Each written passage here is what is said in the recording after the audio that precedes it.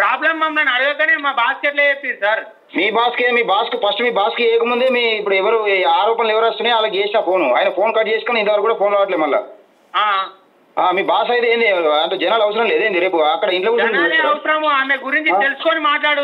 ఆమె గురించి చెప్పు మరి నువ్వు చెప్పు మంటరా మహిళా సంఘాల ఆమె వివో చేసింది. ఓకే ఫ్రాడ్ చేసింది. ఏం ఫ్రాడ్ చేసింది? ఏం ఫ్రాడా? మహిళా సంఘాల మీద ఇప్పుడు మీ పేరు మీద లోన్ తెచ్చింది. లోన్ తెస్తే కంప్లైంట్ ఎవరు ఇచ్చారు? మళ్ళీ ఆర్డర్ కాపీ మళ్ళీ అలా జైనింగ్ ఆర్డర్ కాపీ ఎట్లా వచ్చింది ఆమెకు? ఆర్డర్ కాపీ మళ్ళీ జైనింగ్ ఆర్డర్ కాపీ వచ్చిన ఆర్డర్ కాపీ వచ్చింది. నేను చెప్పేది ఏను కానీ ఓకే ఫ్రాడ్ చేసింది అని అంటున్నారు కదా, ఫ్రాడ్ చేస్తే జైనింగ్ ఆర్డర్ కాపీ మళ్ళీ ఎందుకు ఇచ్చారు సార్? మరి సస్పెండ్ ఎట్లా చేసిరు? మళ్ళీ ఆన్లైన్ సస్పెండ్ చేసినాక ఆర్డర్ కాపీ వచ్చిందయా? ఆర్డర్ కాపీ వచ్చిందని ఎవరు ఆపిరు? మీ ఎక్స్ ఎంపీటీసీ ఆపిండట. ఎక్స్ ఎంపీటీసీ నిజంగానే ఫ్రాడ్ చేస్తే మళ్ళీ ఆర్డర్ కాపీ ఎట్లా వచ్చింది సార్?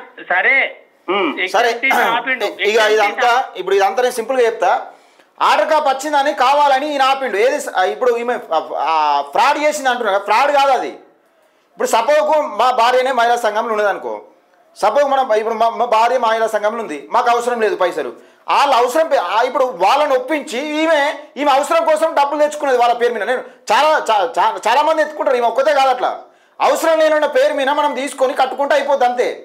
అది ఆమె చేసింది అదే, అంతే, ఫ్రాడ్ కాదు.